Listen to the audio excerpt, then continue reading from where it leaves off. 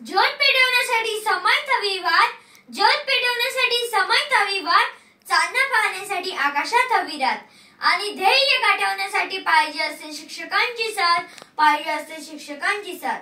सुप्रभात, मी शौर्य नितिंगारीकर। येथे उपस्थित मान्यवर, मुख्याध्यापक, गुरुजन वर्ग यांना नमस्कार करतो व शिक्षक दिनाच्या खूप खूप शुभेच्छा देतो। मित्रांनो, आज 5 सप्टेंबर आणि आपल्या भारताचे दुसरे राष्ट्रपती व आदर्श शिक्षक डॉक्टर सर्वपल्ली राधाकृष्णन यांचा जन्मदिवस। डॉक्टर राधाकृष्णन यांनी शिक्षण क्षेत्रात आपले महत्त्वपूर्ण योगदान दिले आहे, ज्यामुळे भारत आणि त्याच्या पलीकडेही त्यांना उच्च स्तरावर सन्मान मिळाला आणि म्हणूनच आपण त्यांचा जन्मदिवस शिक्षक दिन म्हणून साजरा करतो। मित्रहो, प्रत्येकाच्या आयुष्यात शिक्षकांचे स्थान अनन्यसाधारण आहे। देवतांपेक्षा श्रेष्ठ असे कोणी असेल तर ते म्हणजे शिक्षक।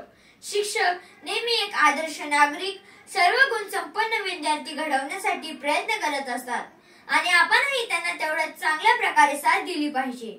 म्हणूनच असे म्हणावेसे वाटते की तुम्ही आयुष्यभर प्रयत्न करताय आदर्श विद्यार्थी घडावे म्हणून, तुम्ही आयुष्यभर प्रयत्न करताय आदर्श विद्यार्थी घडावे म्हणून थोडा मीही प्रयत्न करेल मॅडम, त्यात माझंही नाव यावं म्हणून, त्यात माझंही नाव यावं म्हणून। असेच म्हणतात की एक पेन, एक पुस्तक आणि एक पुस्तक, एक विद्यार्थी आणि एक शिक्षक हे संपूर्ण जग बदलू शकतात। शिक्षक हे भावी पिढीला घडवणारे एक शिल्पकारच असतात। म्हणजेच काय तर ते आपल्या ज्ञानाच्या प्रकाशाने आपल्या जीवनातला अंधार नाहीसा करून प्रत्येक कठीण प्रसंगांना सामोरे जाण्याचे बळ आपल्याला देतात। कितीही अपयश आले तरी खचून न जाता पुन्हा प्रयत्न करून जीवन कसे जगावे हे शिकवतात।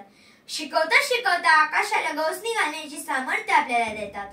यालाच अनुसरून असं बोलावं असं वाटतं की दिलं मला ज्ञानाचा भंडार, दिलं मला ज्ञानाचा भंडार, केलं भविष्यासाठी तयार।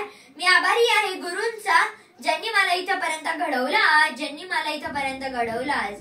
मित्रहो, शिक्षक दिन हा समाजाच्या प्रगतीसाठी कष्ट करणाऱ्या सेवेचा सन्मान आहे। म्हणजेच काय तर शिक्षक म्हणूनच जाता जाता एवढेच सांगू इच्छितो, प्रत्येक विद्यार्थ्याने शिक्षकांनी दिलेल्या ज्ञानाला आपल्या श्रमाची, आधुनिकतेची, प्रामाणिकपणाची, प्रयत्नाची जोड देऊन आपल्या मातापित्याचा, आपल्या शिक्षकांचा, शाळेचा, त्याचबरोबर आपल्या देशाचा सन्मान वाढविण्यास प्रयत्न केला पाहिजे। एवढं बोलून मी माझे भाषण संपवतो। धन्यवाद।